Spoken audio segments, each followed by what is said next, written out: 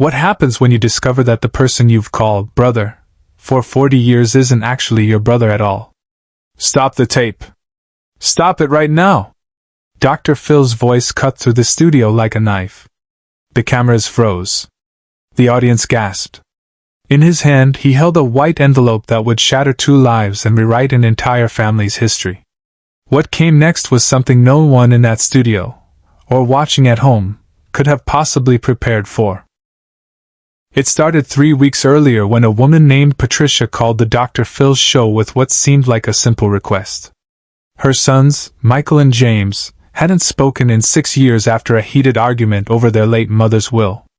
Patricia, now in her 70s, wanted Dr. Phil to help them reconcile before it was too late. They used to be so close, Patricia told the producers over the phone, her voice breaking. When they were boys, they were inseparable. But after my first husband died and certain family secrets came out, everything fell apart.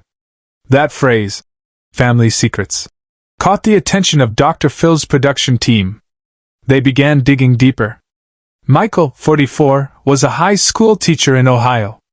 Tall, quiet, with graying temples and his father's distinctive green eyes. James, 42, worked in construction in Texas. Stockier build, darker features, more expressive. On the surface, they seemed like typical brothers who'd grown apart. But Dr. Phil's research team had uncovered something that would change everything. The day of the taping arrived. Michael flew in from Ohio, James from Texas. Neither knew the other would be there. They thought they were each coming for individual sessions about family conflict resolution. The studio was set up as usual. Dr. Phil's iconic stage with the curved brown leather furniture, the warm lighting, the audience seated in tiered rows. Production assistants checked microphones. Cameras rolled into position. Michael walked onto the stage first.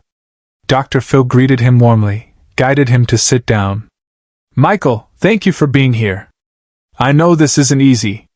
I just want to move forward, Dr. Phil, Michael said, his voice steady but tired.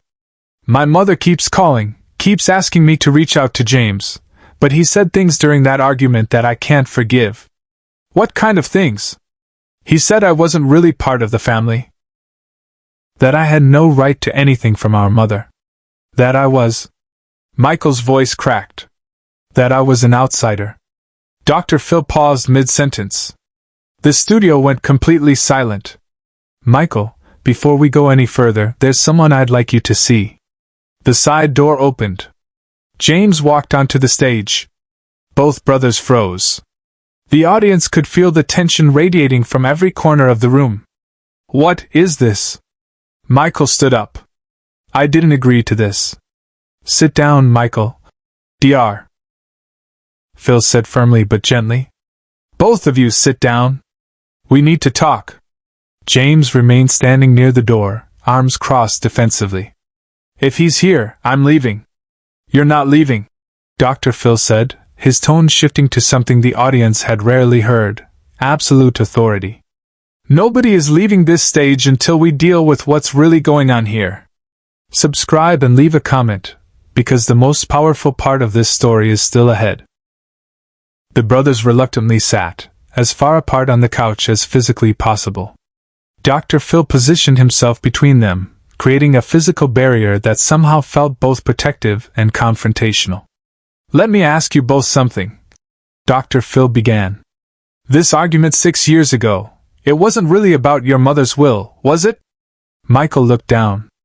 James stared at the ceiling. It was about something your mother said. Something about your father. About who he was, and who he wasn't. James spoke first, his voice bitter. She told us the truth. Finally. After 40 years of lying. What truth? Dr. Phil pressed. That my father, the man I called Dad my whole life, wasn't Michael's father. The audience gasped. Michael's face went pale. She had an affair. James continued, the words pouring out now like poison. Michael is the result. She lied to everyone. To Dad, to us, to the whole family. And when Dad died and we were going through his papers, she just admitted it. like it was nothing. Michael stood up again, shaking. That's not, she didn't mean. Sit down, Michael. Dr. Phil said again, softer this time. I need you both to sit down because there's something neither of you knows. Off camera, Dr. Phil made a choice no producer expected. He turned to his lead producer, standing just off stage. Bring it in. Now. A production assistant hurried forward with a folder. Dr. Phil opened it, pulled out several documents, and then reached into his jacket pocket. He pulled out the white envelope that would soon be seen by millions. After your mother contacted us, we did what we always do, we looked into the details. And Michael, when we heard about what your mother had told you, we asked her permission to do something. He held up the envelope. This contains the results of a DNA test. Both brothers went rigid. James, you agreed to provide a sample as part of your pre-show screening. Michael, you did the same. Neither of you knew why. You thought it was just standard procedure. The studio was so quiet you could hear the air conditioning hum. But what happened next is something no one in the room, or watching at home, saw coming. I'm going to tell you what's in this envelope, Dr. Phil said slowly. But first I need you to understand something. Your mother didn't lie about an affair. James frowned. What? Patricia called this show because she's dying. Stage 4 cancer. She has maybe 6 months left. And she wanted to fix what she broke before it's too late, but she couldn't bring herself to tell you the full truth. Dr. Phil opened the envelope. His hands, usually so steady, trembled slightly. The truth is this, Michael, the man you called Dad your whole life, Richard Morrison, he was your biological father. Michael's head snapped up. What? James. Dr. Phil turned to the younger brother. Richard Morrison was not your biological father. The words hung in the air like a physical thing. James's face went through a dozen emotions in seconds: confusion, denial, shock, anger. That's not, no. She told me. She lied to protect you, Dr. Phil said. Your mother had the affair, yes. But you were the child from that affair, not Michael. She told you the opposite because... He paused, weighing his words. Because your biological father was a violent man. Abusive. She left him when she was pregnant with you, met Richard shortly after, and he agreed to raise you as his own. He loved you as his own. But she was terrified that if you ever found out, you might try to find your biological father. And she couldn't let that happen. James made a sound that was half sob, half denial.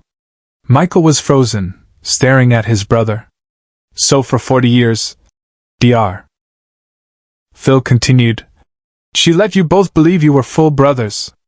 When Richard died and you found some paperwork that made her think you were getting close to the truth, she panicked. She made a choice, a terrible choice, to lie and say Michael was the one from the affair. She thought it would protect you, James. She thought if you were angry at Michael instead of curious about your real father, you'd never go looking for answers.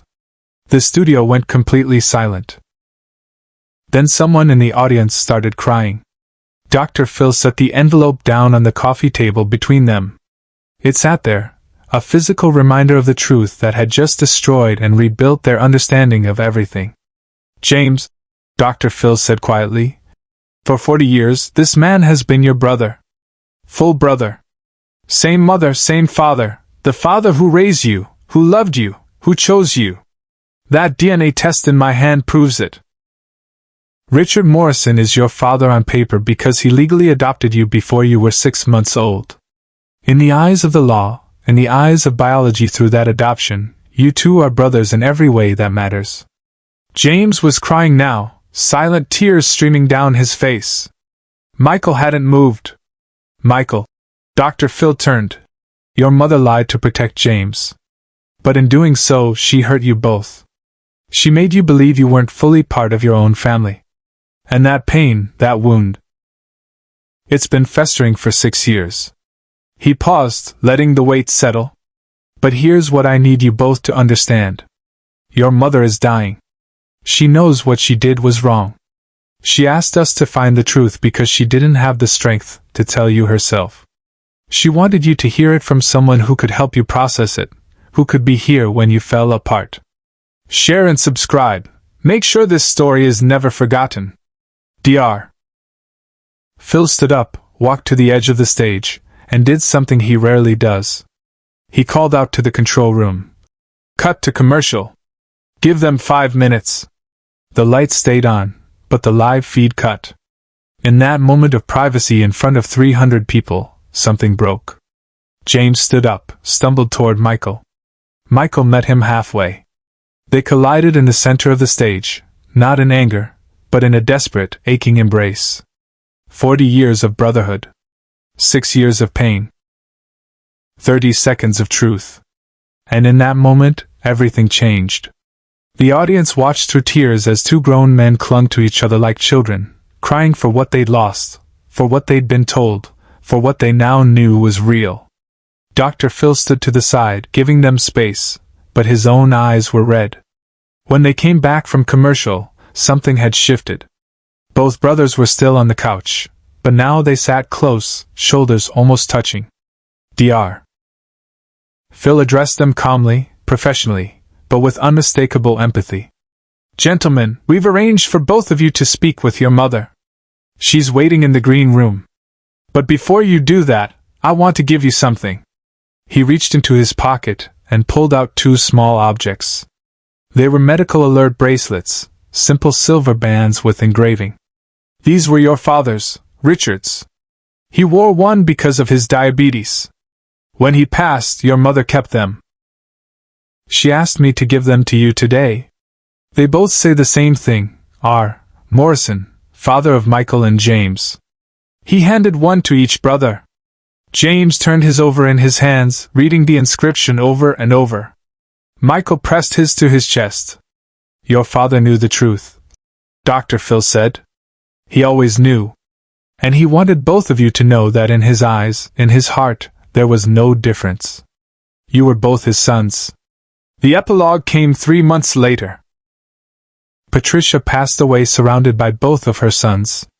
In her final weeks, they took turns staying with her, sometimes together, often talking late into the night about memories they'd shared, about their father, about the family they were reclaiming. At her funeral, James gave the eulogy. He talked about forgiveness, about truth, about the complicated love of a mother who made terrible choices for what she believed were the right reasons. Michael stood beside him the whole time. Dr. Phil attended the funeral. He didn't speak, didn't take the spotlight. He simply stood in the back, a quiet presence, a reminder that sometimes the most important thing we can do is tell the truth, even when it's painful, even when it's complicated, even when it shatters everything someone thought they knew.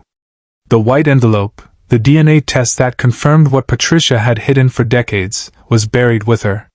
The brothers decided together. Whatever secrets remained, whatever pain had come before, they would leave it in the ground with the woman who had carried it alone for so long. But the bracelets, those they kept. Michael wears his every day. James has his on a chain around his neck. 2 brothers, bound by blood, by choice, by a truth that was almost lost forever. Dr. Phil's final words on the show that day became something of a legend in the online community that followed his work. Family isn't just about biology. It's about the people who show up. It's about the love that stays when everything else falls apart. These 2 men are brothers, not because of a test, but because they chose each other. And that choice, that decision to forgive, to rebuild, to hold on even when it hurts, that's what family really means. The episode became one of the most watched in the show's history. Not because of the drama, though there was plenty. Not because of the revelation, though it was shocking.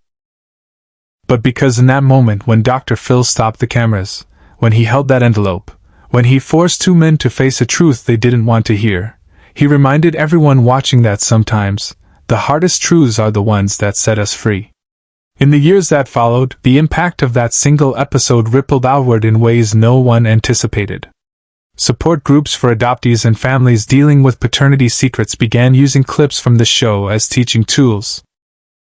Therapists referenced Dr. Phil's approach, his willingness to stop everything, to prioritize healing over entertainment, to hold space for pain before rushing to resolution.